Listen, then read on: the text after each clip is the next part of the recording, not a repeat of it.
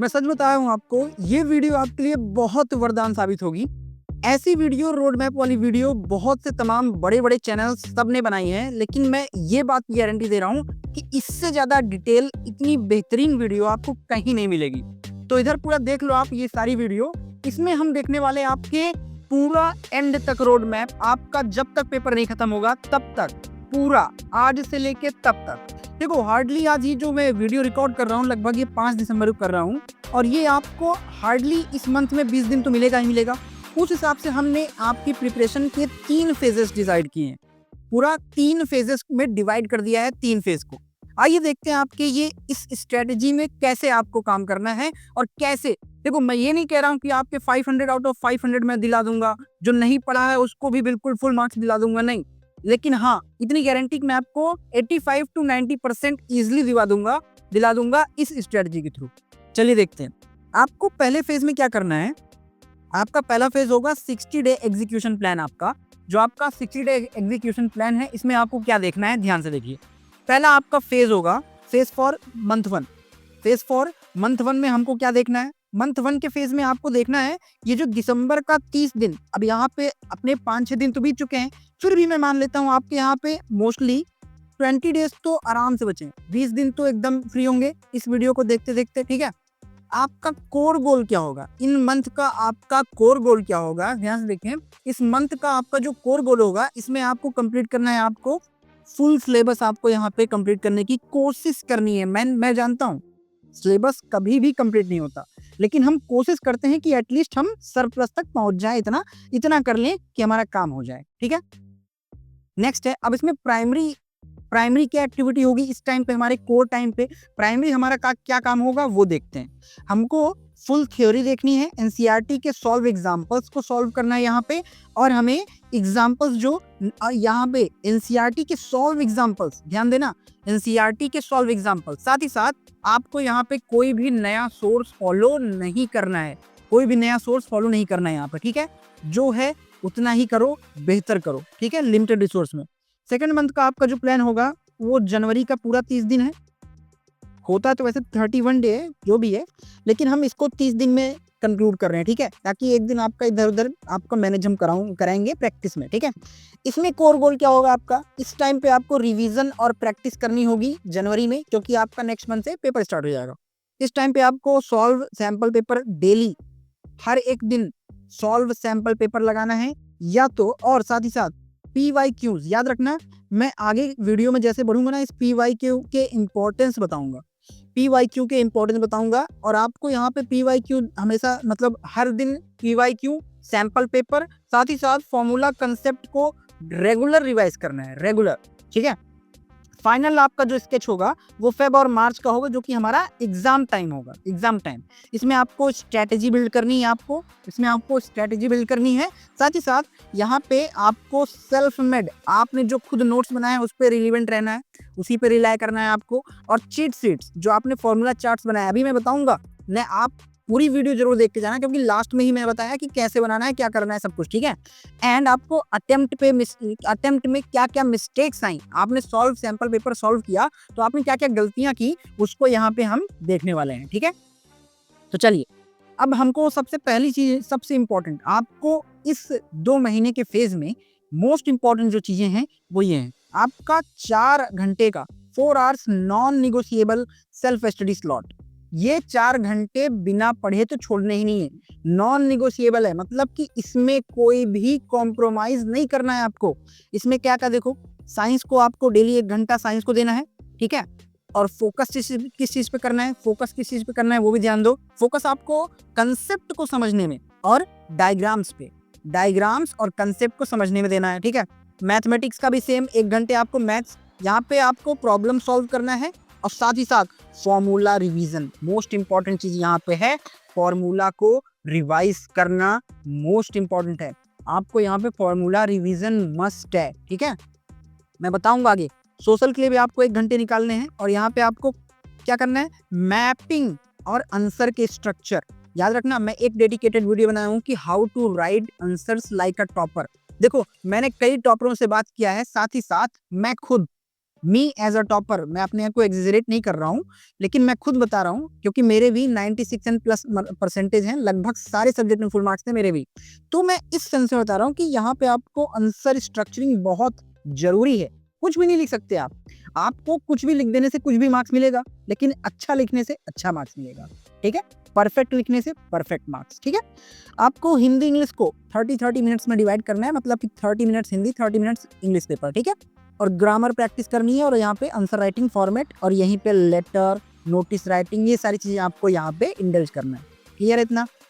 चलो, अच्छा, यहाँ पे एक प्रो टिप दे रखा है मैंने कि आपको खाली टाइम पे, फ्री टाइम पे आपको हाई इंटेंसिटी प्रैक्टिस करनी है। किस चीज की? प्रॉब्लम सॉल्विंग, सैंपल पेपर को सॉल्व करना है।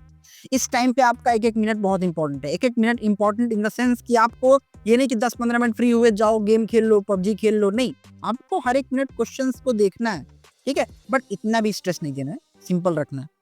फेज 2 में, फेज 2 जो आपका है, फेज 2 हमारा सब्जेक्ट वाइज स्ट्रेटजी, जो कि मस्ट डू है। अब हम सब्जेक्ट वाइज स्ट्रेटजी देखने वाले हैं कि हर सब्जेक्ट के लिए हमें कौन सी स्ट्रेटजी, कौन सी चीजों पे फोकस करना है, ठीक है, कौन सा हमारा कोर गोल होगा उसके लिए। तो हमारा सबसे पहले आ जाता है मैथमेटिक्स। कैसे हम मैथ में 100 आउट ऑफ 100 मार सकते हैं? मारते हैं लोग, मेरे भी थे, आप भी कर सकते हो, काफी टॉपर्स करते हैं। देखो कोर रूल क्या होगा, देखो इसमें इस चीजों को, ये जो आपका स्ट्रेटजी है ना, इसको मैं 3 पार्ट्स में बांटा हूँ। एक है कोर रूल, एक है कोर रूल, एक्शन, और आपका additional tip. Core rule, action और एडिशनल टिप, ठीक है। कोर रूल में क्या करना है, हमें हमें यहाँ पे फाउंडेशन को मास्टर करना है। फाउंडेशन मतलब बेसिक क्लियर है, यहाँ पे हमें बेसिक्स क्लियर करने हैं, ठीक है। यहाँ पे आपको बेसिक्स क्लियर करोगे। कैसे होगा बेसिक्स क्लियर, वो जानो। आप जब एनसीईआरटी कंप्लीट करोगे और एनसीईआरटी के एग्जांपल्स को सॉल्व करोगे, तब आपका बेसिक्स मक्खन हो जाएगा, ठीक है।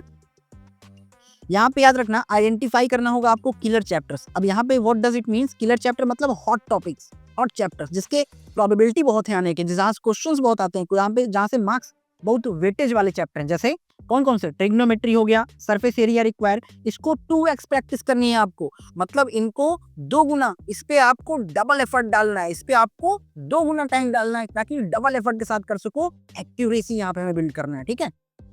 और आपका सेकंड कोर रूल क्या होगा? सेकंड कोर रूल होगा कि आपको एक फॉर्मूला मेमोरी सेट करनी पड़ेगी। फॉर्मूला मेमोरी कैसे सेट होगी, उसके लिए हम एक्शन क्या करना होगा हमें, आपको 1 से 2 पेज का एक फॉर्मूला शीट क्रिएट करना पड़ेगा, जिसको आप 5 मिनट डेली रिवीजन करोगे, जिसको आप 5 मिनट डेली रिवाइज करोगे, डेली, ठीक है। और इसके लिए कैसे कर सकते हैं हम इसको? हम स्पेस रिपीटिशन के साथ, स्पेस रिपीटिशन टेक्नोलॉजी के साथ यूज कर सकते हैं, टेक्निक, सॉरी, SRT बोलते हैं इसको, स्पेस रिपीटिशन टेक्निक। इसमें क्या होता है, जैसे हमने पहले दिन रिवीजन किया, दूसरे दिन नहीं, तीसरे दिन रिवीजन किया, ठीक है, ऐसे करके एक दिन छोड़ के, अल्टरनेट डेज पे। क्यों होगा? इससे क्या फायदा होगा अल्टरनेट डेज पे? इससे मेमोरी का क्या होगा? ब्रेन बूस्टिंग होगी। ब्रेन बूस्टिंग होगा तो ज्यादा दिन तक याद रहेगा, ठीक है, रिटेन रहेगा। थर्ड हमारा कोर गोल क्या होगा? आपको प्रैक्टिस करनी है, प्रैक्टिस वॉल्यूम को बढ़ाना है, आपकी क्षमता, प्रैक्टिस बढ़ाना है। कैसे? आपको 40 to 50 डाइवर्स क्वेश्चंस पर चैप्टर, हर चैप्टर से 40 से 50 अलग अलग टाइप के क्वेश्चन सॉल्व करना है फॉर मैथमेटिक्स, ठीक है। और यहाँ पे आपको वेरिफिकेशन स्किप नहीं करना है, आपको देखना है, मेथड भी मिलाना है, क्या ये सही है कि गलत है। देखो कुछ क्वेश्चंस मैथ्स में सही आ जाते हैं, लेकिन हमारा तरीका गलत होता है, तो वो हर जगह वो तरीका नहीं साथ देगा। तो आपको राइट तरीका, यानी कि राइट मेथड जरूरी है आना, ठीक है। ये है मैथ की बात। लास्ट में प्रेजेंटेशन इज मोस्ट इंपॉर्टेंट। आपने इसमें तो हमें लर्निंग है, ये तो हमने सीखा, ये तीनों पार्ट में तो हमने सीखा, लास्ट में हमें रिप्रेजेंट कैसा करना है। देखो कोई भी नहीं देखेगा कि आपने कितनी मेहनत करी, कितना पढ़ा, क्या पढ़ा, कैसे पढ़ा, सब देखेंगे आपकी कॉपी बस। तो representation is most important. Representation कैसे देखना है? आपको आंसर में स्टेप वाइज, याद रखना, this is the key point, step wise आपको आंसर स्टेटमेंट लिखने, units. Draw the margin and clear box for the final answer.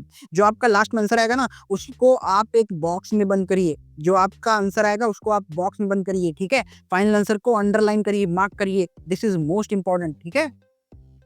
Now coming up with हमारा साइंस। नेक्स्ट है हमारा साइंस। चलिए देखिए, साइंस की बात करें तो साइंस में हमारा क्या है कोर रूल? पहला कोर रूल है हमारा सोर्स मटेरियल। पहला कोर रूल है हमारा सोर्स मटेरियल। सोर्स मटेरियल क्या होगा हमारा? हमें एनसीईआरटी लाइन बाय लाइन देखनी है और solve in text questions.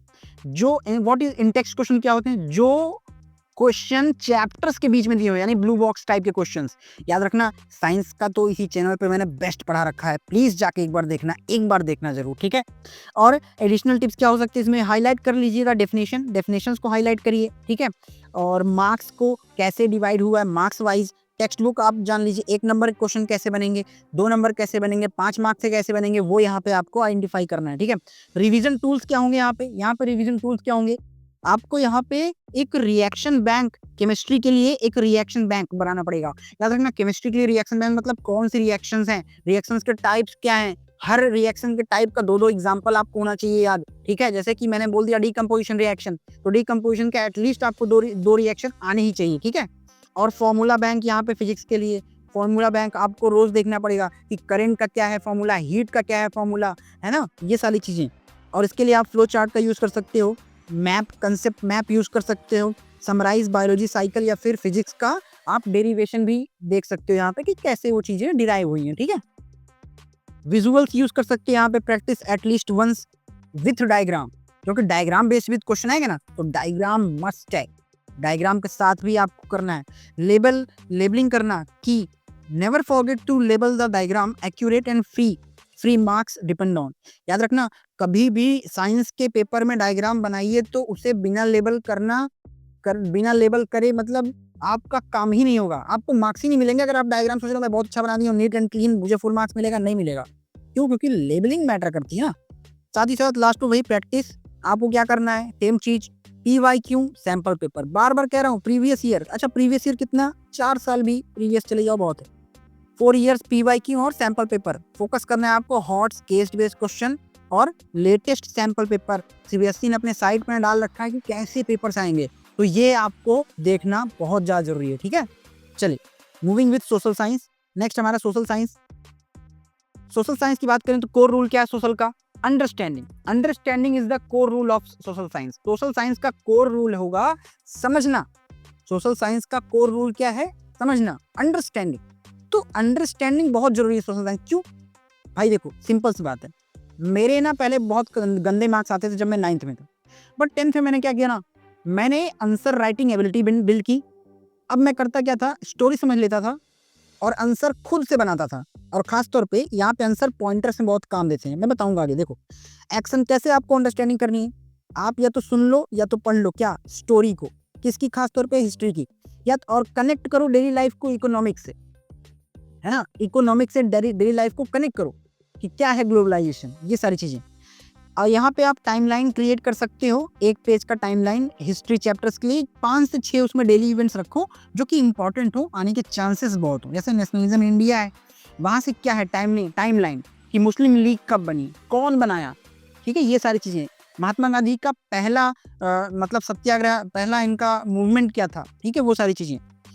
Note taking यहाँ पे बहुत इंपॉर्टेंट है, नोट टेकिंग की हम बात कर रहे हैं, note taking is very important. कैसे, यहाँ पे आपको शॉर्ट नोट्स बनाने पड़ेंगे केवल हेडिंग और कीवर्ड के साथ।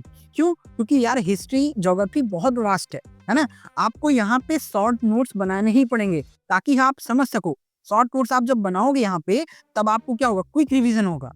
शॉर्ट नोट्स तभी समझ में आएगा जब आपको पूरी स्टोरी पता होगी। माइंड मैप कर सकते हो, यहाँ पे प्रैक्टिस कर सकते हो मैप को, ज्योग्राफी में मैप जरूर आता है एक ठो। आंसर राइटिंग स्ट्रक्चर, यहाँ पे practice answer writing in well structured point. यहाँ पे सबसे इंपॉर्टेंट चीज यही है, पॉइंट वाइज 2 मार्क्स का क्वेश्चन है, कम से कम 3 या 4 पॉइंट, 4 मार्क्स के क्वेश्चन है, कम से कम 6-7 पॉइंट, ठीक है, मिनिमम। यहाँ पे आप SST में टर्मिनोलॉजी का यूज कर सकते हो, वो कीवर्ड्स इनकॉर्पोरेट कर सकते हो। जैसे फेडरलिज्म क्या है, नेशनलिज्म, फेडरलिज्म, हाँ, marginalisation, sustainable development to boost scores, ये सारी आप कीवर्ड्स यूज करके अपने आंसर्स को बूस्ट कर सकते हो, ठीक है। नेक्स्ट आता है हमारा लैंग्वेज पेपर, यानी कि हिंदी इंग्लिश की बात कर लें। हिंदी इंग्लिश की में देख लेते हैं, हिंदी इंग्लिश में कोर चीज क्या है। देखो लिटरेचर क्या करना है आपको, मेमोराइज, सिलेबस को मेमोराइज करना पड़ेगा, याद करना पड़ेगा। थीम, हर एक चैप्टर की थीम और पोएम का सेंट्रल आइडिया आपको पता होना चाहिए, समरी पता होनी चाहिए कि इसका थीम क्या है, ठीक है। इसको आप कैसे कर सकते हो, कैरेक्टर स्केच बना के 3 से 4 कीवर्ड्स पकड़ो और उसके मेजर कैरेक्टर्स को एक आंसर के फॉर्म में लिखो, ठीक है। ग्रामर में प्रैक्टिस करो, ग्रामर के पॉइंट जैसे क्या, या तो हिंदी क्या व्याकरण हो गया, इंग्लिश में ग्रामर डेली। देखो थोड़ा थोड़ा फिगर ऑफ स्पीच वगैरह कहीं कहीं आ जाता है, ठीक है। वोकैब आप वोकैब बैंक से देख सकते हो वोकैबुलरी को, ठीक है। Keep a list of 5 to 10 advance synonyms for common words and enhance language quality. आपको यहाँ पे 4 से 5 सिनोनिम एंटोनिम को ध्यान रखना है ताकि आपकी एक वैल्यू, आपकी वोकैब अच्छी हो सके, ठीक है।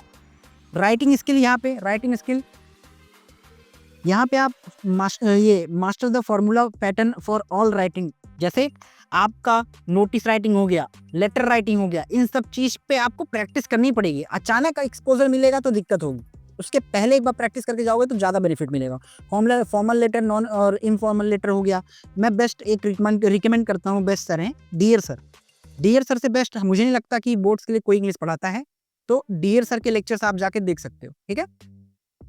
टाइम बजट और प्रैक्टिस करना है आपको डेली टास्क। अच्छा, साथ ही साथ आपको 8 मिनट के अंदर लॉन्ग लेटर्स की प्रैक्टिस करनी है, ये आपको बहुत एक्स्ट्रा एज देगा, आपको टाइम मैनेज करवाने में बहुत मदद करेगा।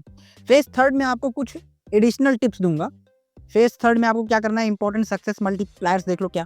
पहला है strategy of paper solving. Paper solving की स्ट्रेटजी बनाओ। ऐसा नहीं कि मैं लिखते चल रहा हूँ भावनाओं में बह के, पेपर क्वेश्चन छूट गया, टाइम बीत गया, नहीं। टाइम मैनेजमेंट बहुत जरूरी है कि आप कोशिश करो पेपर को, सैंपल पेपर जो लगाओ 2 घंटे 45 मिनट में खत्म करो। 15 मिनट रखो रिवीजन के लिए कि क्या छूट गया, उसको एक बार चेक कर लूँ मैं। और आपका सेकंड होगा आपका 3 पास रूल। 3 पास रूल क्या है? फर्स्ट पास रूल में वो क्वेश्चंस करो जो आपको फुल्ली कॉन्फिडेंट साथ लग रहा है कि मैं ये कर लूंगा और ये बिल्कुल सही होगा। फुल्ली कॉन्फिडेंट वाले क्वेश्चन फर्स्ट टाइम में करो। सेकंड पास में कहता है कि जो ऐसे क्वेश्चंस करो जिनका कैलकुलेशन बड़ा हो या फिर जिनको ज्यादा सोचना पड़ता है। थर्ड में वो क्वेश्चंस करो जो आप छोड़ रहे हो, जिन पे आप तुक्का मार सकते हो या गेस करके लिख सकते हो, वो भी, तो उनको आपको थर्ड टाइम में करना है, ठीक है। सेकंड मल्टीप्लायर क्या है आपके लिए? स्लीप, डाइट और फोकस। आपको स्लीप 7 to 8 आवर्स तो रखनी है, क्योंकि भाई देखो, स्लीप अच्छी रखोगे, मेमोरी सही रहेगी, हेल्थ सही रहेगा, तो रिस्टोरेशन बहुत अच्छा होगा, ठीक है। और यहाँ पे बर्नआउट, अवॉइड बर्नआउट मतलब ऐसा नहीं कि पेपर आ गया है 7-8 घंटे लगातार बैठ के पढ़ते रहे, नहीं। इससे क्या होगा, बर्नआउट हो जाएगी बॉडी, ठीक है, एग्जॉस्ट हो जाएगी, तो ब्रेन में कुछ घुसेगा नहीं। पोमोडोरो टेक्निक यूज करो, 50 मिनट पढ़ो, 10 मिनट गैप लो, ऐसा करके आप कर सकते हो अपने आप पे। वो पर्सन टू पर्सन वेरी डे कौन कितनी किसकी कैपेसिटी है, ठीक है। स्टे हाइड्रेट, पानी वानी पियो, बढ़िया हेल्थ अच्छी रखो। और यहाँ पे last but not the least, execution करो, स्ट्रेटेजी ज़्यादा मत बनाओ। याद रखना, ये वीडियो आपने देख ली, अब इसका मतलब ये नहीं कि आप 10 वीडियो और देखोगे, ठीक है। वैसा मत करना कि सब्सक्राइबर्स कम है तो मेरे साथ साथ आप कोई और 10 वीडियो देखो, नहीं। एक वीडियो देखो, स्ट्रिक्ट रहो, सब अच्छा बताते हैं, सीधी बात बोल रहा हूँ, सब अच्छा बताते हैं, लेकिन मैंने कोशिश किया अपनी तरफ से बेस्ट और डीपली और डिटेल देने की, ठीक है। तो कोशिश करो इन सारी चीज़ों को, इन सारे प्लान को एग्जीक्यूट करो, रेदर देन कि बार बार स्ट्रेटेजी बनाना, ठीक है, ठीक है। फाइनली आप सभी को all the best and best of luck. अब जुड़ जाओ, आपके पास मात्र से मात्र 60 दिन से भी कम टाइम बचा है, 50 डेज से ज़्यादा नहीं बचा है, तो कोशिश करो इन 50 दिन में आप फोड़ दो। मैं उन बच्चों के लिए कह रहा हूँ जो बच्चे अभी भी नहीं पढ़े हो। याद रखना, मैं वन शॉट सारे चैप्टर के आने वाले हैं इस चैप्टर पे, इस चैनल पे आप मेरे साथ साथ रिवाइज कर सकते हो, ठीक है। इस चैनल पे बहुत कुछ अच्छा कंटेंट पड़ा हुआ है, मोस्ट एक्सपेक्टेड क्वेश्चंस भी पढ़े हैं, सब चैप्टर के मैं डालूंगा, उसको आप जरूर देखो, आपके एग्जाम में बहुत हेल्प करेगा, ठीक है। तो मिलते हैं आप सभी से नेक्स्ट वीडियो में। टिल देन आप सबके लिए all the best of luck.